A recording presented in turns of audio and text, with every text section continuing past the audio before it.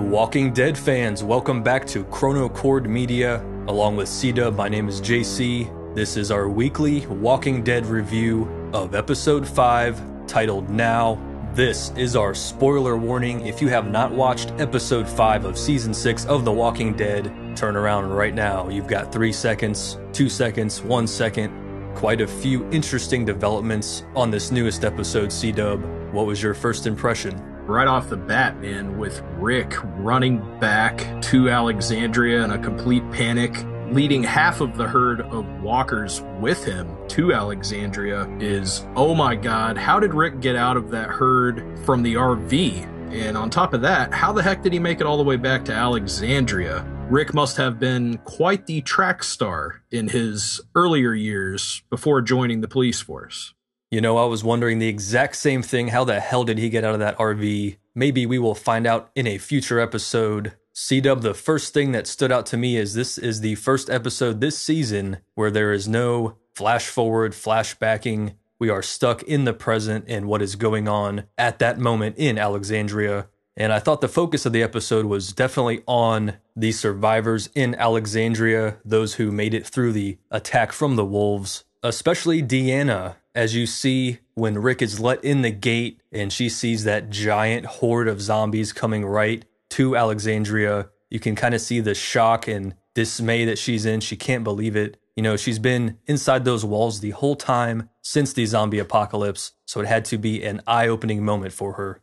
Yeah, JC, we've seen the gradual unraveling of Deanna ever since Reg was killed. And man, I gotta say that it seems like once she saw that herd of walkers, that was finally rock bottom. She finally went completely bonkers and realized this life that she's trying to provide for the citizens of Alexandria, it's probably not gonna happen. Big props to Rick. Right after he gets in the gate, he notices how scared these Alexandrians are. He does a great job of giving them a pep talk, telling them that the walls will hold together, but asking them, can they? And that's something that we discover throughout this episode. Can they hold themselves together? One of the biggest moments, and I didn't expect this right away in the episode, is when Aaron stands up and tells everyone near the gate that it's his fault that the wolves attacked Alexandria. He lost the backpack with all of those pictures. In the previous episode, when he discovered the pack and the pictures, I thought he would keep that secret to himself, C-Dub. I think that by Aaron revealing that to the group, more than anything, it was all about timing, because it was as soon as Rick got back, and it seemed like the Alexandrians were ready to just exile Rick, pretty much blaming him for all the crap that went down, but it really wasn't Rick's fault. It kind of was Aaron's fault. So nevertheless, though, it was very noble of Aaron to step up like that in the middle of Rick's pep rally gone awry. And it didn't seem like Deanna took to it very well, both the news of Aaron being the one to potentially have led the wolves to Alexandria, as well as the arrival of the herd.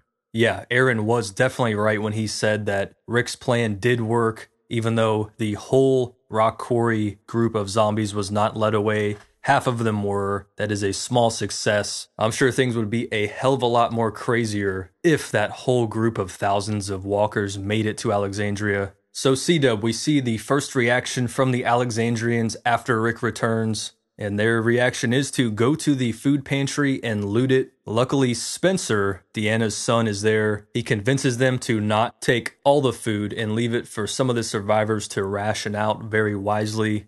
So C-Dub, we see Maggie in the armory getting loaded up and ready to head out of Alexandria to probably find Glenn. We did see Michonne at the very beginning of the episode telling her that Glenn was left behind, unfortunately. So it cannot be safe out there for her at all. And Aaron sees her getting ready to leave and offers his help. Yeah, JC, I think part of that with Aaron being so quick to offer his help, it seems like that may have been a little bit of a guilty conscience on his part for losing the backpack and perhaps luring the wolves to Alexandria. I wanted to get your take on a poignant moment for Deanna. She's having a freak out in her office in her home, and then she starts frantically blueprinting out more things for Alexandria, crops and the like. I think she's finally starting to break the shell shock. Yeah, JC, she was basically placing where maybe crops could be planted and some other maybe reinforcements to the wall. But the most important thing about Deanna's little freak out in her office there is that she wrote a phrase in Latin on the map of Alexandria. This phrase roughly translates to someday this pain will be useful to you. Now, this could be some sort of foreshadowing for later on in the future whenever somebody discovers this map, much as the one that said this world needs Rick Grimes in it. We'll have to wait for that to see what happens with this map of Alexandria. It seemed like to me, first instinct, that Deanna possibly was preparing almost her last statement, almost like a suicide note by her doing this. Maybe she was thinking finally that there's no way I'm safe, the jig is up, everyone here is gonna die. So right after that, we hear a glass breaking in her house. But no, it ends up being Spencer, her son. And lo and behold, C-Dub, after his very moving speech to the other Alexandrians in the food pantry about stealing and taking it all, he's stealing some food and stealing some booze. He's all drunk in the kitchen, breaking stuff and yelling at Deanna, blaming her for the deaths of his brother Aiden and his father Reg. So it seems to be with him, looks are certainly deceiving. Yeah, I have to agree, JC. Spencer is kind of a snake here. I just get that nasty feeling from him, kind of like I did with Nicholas before. Something's up with this guy. Spencer, man, you got to take it easy on your mom. I mean, come on. You're pretty hammered here. You've been stealing food, stealing liquor, and you're trying to be some kind of moral compass here, but you're failing miserably. Next up, we see Carl and Ron in the street talking about Enid. Carl wants to go find her and help her out outside of the walls. Obviously, that is a very dangerous proposition, and Ron is threatening to tell Rick about it, and that would just cause havoc that is unneeded at the time. But once again, Ron being a little emo punk. Yeah, JC, that was some real stuff that kids, teenagers in the everyday world would do. Oh, go tell your dad. It seems like to me that that was a great illustration of the difference between someone like Ron, who has had the luxury of being in Alexandria all this time, and someone like Carl, who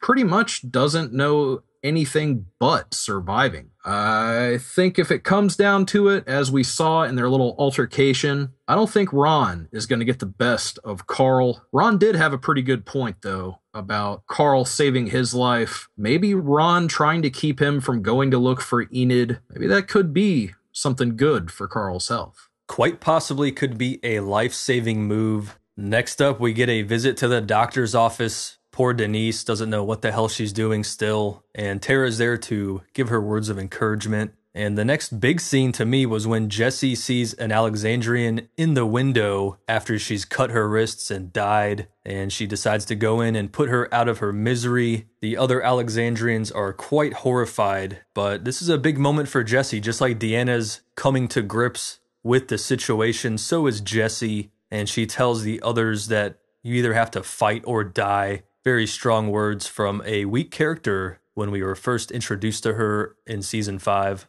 Now, JC, we then flash over to Aaron and Maggie. Aaron has insisted on coming with Maggie in her mission to go find Glenn, and Aaron leads her to a sewer drain, which will lead outside the walls, hopefully past the walkers, far enough to where she can safely get away and go search for Glenn. They go down into the sewers, and they find a ladder that had been knocked down among some debris. And just as they start to get the ladder up, it comes back and ends up hitting Aaron. Gives him a pretty good gash on his eyebrow there. Looks like he needs some stitches. But before he can run off and go get medical attention, we see 2 zombies come up out of the sewer muck, all of the disgusting crap down there. Man, I have to say, JC, this zombie that attacked Maggie, as well as the one who attacked Aaron, which he surprisingly dispatched of pretty quick. I gotta say, man, those close-up shots we got while Maggie was being attacked, some of the best special effects work, makeup work I've seen thus far. It really harkened back to me to the well zombie as far as being a shocking look, something that was really, really unsettling. Nevertheless, as Maggie is being attacked and it seems like she may be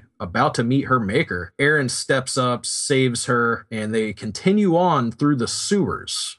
C-Dub, what did you make of Ron up on the watch post with Rick? He kind of tattles on Carl at first, and then he's asking, can you teach me to shoot? And I had such a bad feeling when he was handed the gun. It's almost like he's learning to shoot a gun to be able to fight back against Carl possibly in the future, but I sure do hope not.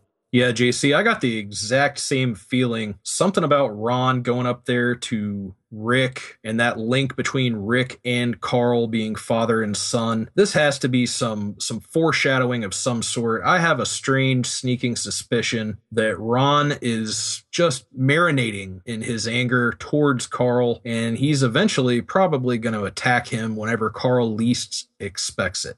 And now, C-Dub, for your favorite scene in the episode, Dr. Denise comes around and lays a big old smooch on Tara. I mean, we kind of saw that coming. I think Denise kind of had that sparkle in her eye for Tara, and Tara's been quite encouraging of her as a doctor in Alexandria. And like she said, hey, it's the end of the world. F it. Yeah, with Tara, unfortunately, having lost her partner previously in Woodbury, it seems like here Dr. Denise got a prescription for Miss Tara to make her feel better, and it's a little dose of love. Back to Jesse's house now. She's made some fresh cookies for little Sammy, and he's way too afraid to even come downstairs. So obviously he is dealing with some PTSD issues as well.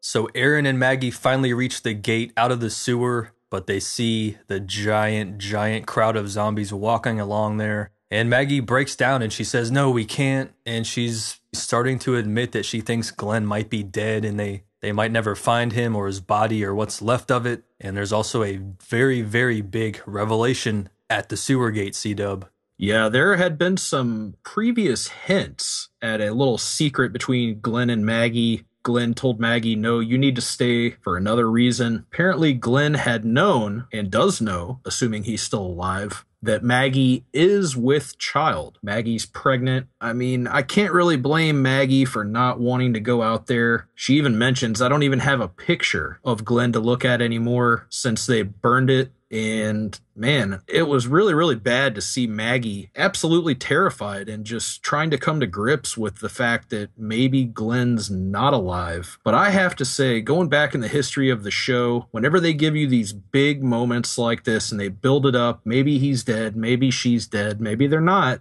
Most of the time, except for a few cases, they are alive. They do survive. I'm going to put my money, as we discussed in our Is Glenn Dead video, Glenn has got to be alive. It's got to happen. There's going to be a happy family reunion between Maggie, Glenn, and their unborn child.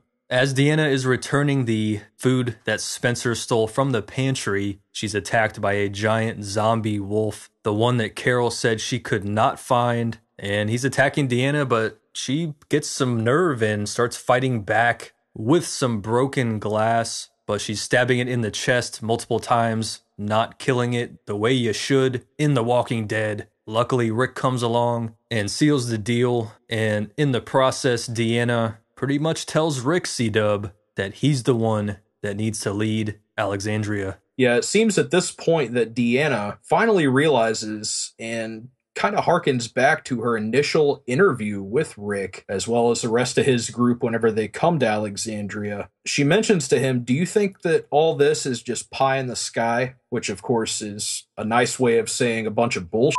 But Rick responds by saying, no, I don't. But it seems that Deanna has given up on that idea of everything being just peachy in Alexandria, typical life, and she's finally resigned her post as the de facto leader and voice of the Alexandrians and has given in to Rick's way of survival and the savage methods of staying alive. Aaron and Maggie are up standing guard at nighttime, and then Maggie seems to have a change of heart, and they walk over to the in memoriam wall that we saw earlier in the episode where people write other people's names that have died. And it looks like they begin to wash away or wipe away Glenn's name, and it looks like Aaron is wiping away Nicholas's name as well. But it's good to see that Maggie is keeping hope alive. And Aaron even mentions that his name, spelt either way, would make a great baby name. Spencer goes and takes over watch for Rosita, and now knowing what we know, this guy can definitely not be trusted. It's almost like not if, but when he will mess up again. And then finally, C-Dub,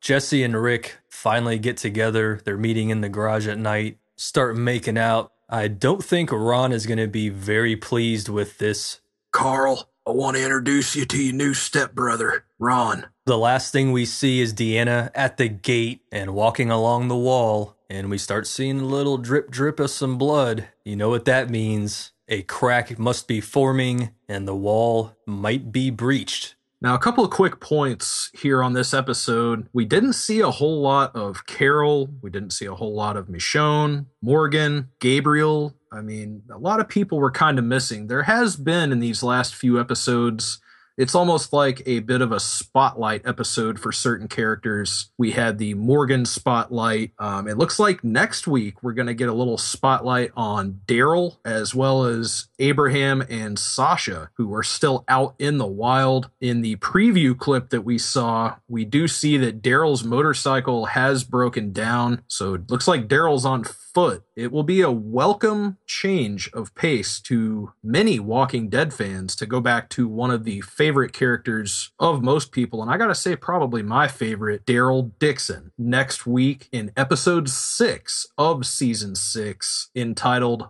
Always Accountable.